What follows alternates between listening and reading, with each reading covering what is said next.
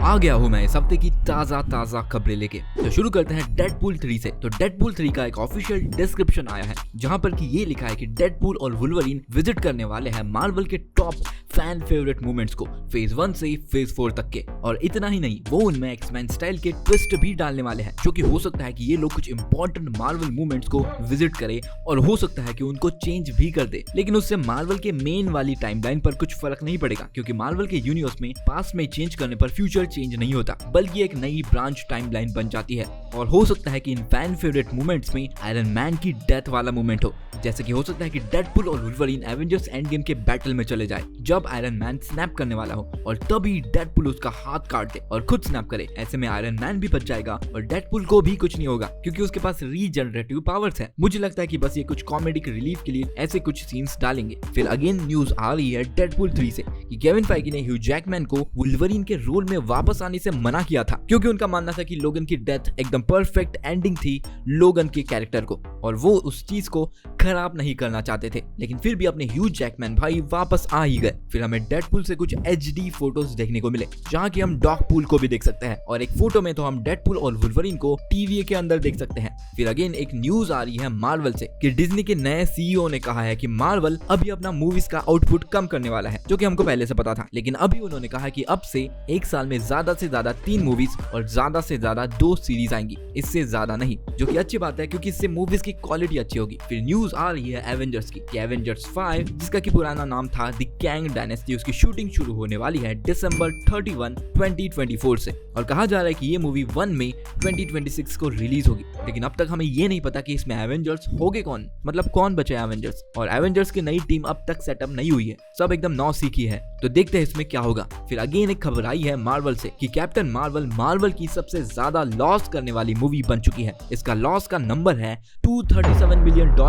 By the way, Avengers 1 का budget 200 million का था। इसी के साथ DC की द फ्लैश मूवी का भी लॉस का नंबर आया, जो कि कैप्टन मार्वल से कम तो है लेकिन $155 मिलियन का है। फिर कैप्टन अमेरिका 4 से कुछ फोटोज रिलीज की गई और कुछ लीक्ड फोटोज भी आई, जिसमें कि हम कैप्टन अमेरिका के नए हेलमेट और नए सूट को भी देख सकते हैं, जो कि सूट थोड़ा सा विंटर सोल्जर मूवी के सूट टाइप दिखता है। फिर इसके बाद न्यूज आ रही है सोनी से कि क्रेवन द हंटर मूवी को डिले कर दिया गया है दिसंबर 13 तक, और मुझे इससे घंटा फर्क नहीं पड़ता। फिर इसके बाद falcon and the winter soldier से एक डिलीटेड सीन को रिलीज किया गया, जो कि अगर आपको याद हो तो सीक्रेट इन्वेजन के पहले की सीरीज थी क्रोनोलॉजिकली। और इस क्लिप में ये थोड़ी सी हिंट दी जाती है कि रोडी को स्क्रल्स ने कब किडनैप किया होगा, जो कि हम अब तक सोचते थे कि उसको सिविल वॉर के बाद उठाया होगा। लेकिन फिर वो चीज रोडी के सारे बढ़िया मूवमेंट्स को स्पॉइल कर देता है, जैसे कि एंड गेम का ये वाला मूवमेंट। और इस क्लिप से ये हिंट दी जाती है कि ये किडनैप शायद से एंड गेम के बाद और falcon and the winter soldier के पहले हुआ होगा, क्योंकि इस क्लिप में रोडी थोड़ा वियर्ड बिहेव करता है, जैसे कि वो एंड गेम में नहीं कर रहा था।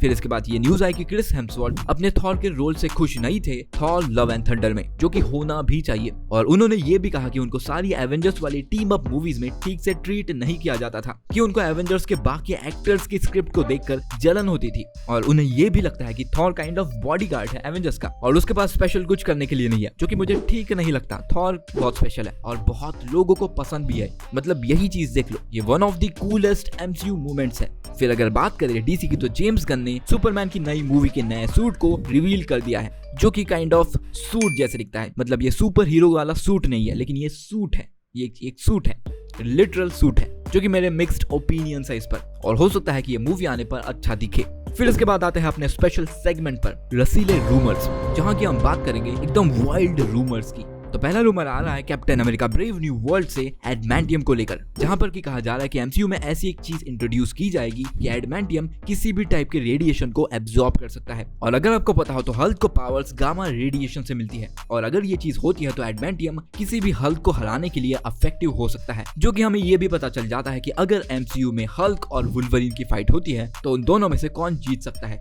इसमें यह भी कहा जा रहा है कि एडमेंटियम स्टार्टिंग में लिक्विड फॉर्म में होगा, फिर जापान फर्स्ट कंट्री होगी जो कि इसको सॉलिड मेटल बनाएगी, और फिर द लीडर जो कि कैप्टन अमेरिका 4 का मेन विलन बताया जा रहा है वो उसको चुरा लेगा। फिर इसके बाद रूमर आ रहा है द फैंटास्टिक फोर से, जहां पर कि कहा जा रहा है कि मूवी के स्टार्ट में हमें फैंटास्टिक फोर की टीम मोलमैन को डिफीट करते हुए दिखाई जाएगी, जो कि कॉमिक्स में एक विलन होता है। फिर नेक्स्ट रूमर आ रहा है ड्वेन जॉनसन को लेकर, जहां की कहा जा रहा है कि मार्वल को ड्वेन जॉनसन चाहिए अपोकलिप्स प्ले करने के लिए, जो कि एक एक्समैन का सुपर विलन होता है और उसको हम देख चुके हैं एक्समैन अपोकलिप्स मूवी में और ड्वेन जॉनसन शायद से अच्छी चॉइस हो सकता है। फिर इसके बाद ये भी रूमर आ रही है कि बेन एफ्लेक ज्वाइन कर सकते हैं मार्वल सिनेमैटिक यूनिवर्स को और फैंस बोल रहे हैं कि बेन एफ्लेक को डूम का रोल प्ले करना चाहिए, जो कि आप बताइए कैसा लगेगा। फिर इसके बाद रूमर आ रहा है डेडपूल एंड वुल्वरीन से। यहाँ पर कहा जा रहा है कि डेडपूल और वुल्वरीन के रीशूट्स कैमियोस को ऐड करने के लिए है। वो मूवी से कुछ भी चेंज नहीं करने वाले क्योंकि मूवी से मार्वल बहुत खुश है। तो आई थिंक कि फाइनली एक अच्छी सुपर हीरो मूवी हमको मिलेगी सालों बाद। फिर अगेन रूमर आ रहा है डेडपूल 3 से कि वेस्ली स्नाइप्स फिर से रोल प्ले करेंगे ब्लेड का, जिन्होंने की ब्लेड का रोल प्ले किया था पुरानी ब्लेड की मूवीज में। फिर रूमर आ रहा है मार्वल से एक्समैन की मूवी को लेकर। यहाँ पर ये कहा जा रहा है कि मार्वल एक ऐसे राइटर को हायर करना चाहता है एक्समैन मूवी के लिए जो कि कॉमेडी और ड्रामा दोनों एक साथ अच्छे से लिख सकता है और वो उस मूवी को प्योरली कॉमेडिक नहीं बनाना चाहते और वो मूवी में फीमेल कैरेक्टर्स पर ज्यादा फोकस करना चाहते हैं। मतलब अभी भी ये लोग कुछ नहीं सीखे, फिर से वही। फिर नेक्स्ट रूमर आ रहा है डेडपूल 3 के पोस्ट क्रेडिट सीन को लेकर, जिस पर कि मैंने पूरा एक वीडियो बनाया है, आप देख सकते हैं उसको यहाँ पर। तो बस यही थी इस हफ्ते की न्यूज। अगर आपको ये वीडियो पसंद आया हो तो लाइक कर दो और सब्सक्राइब कर दो।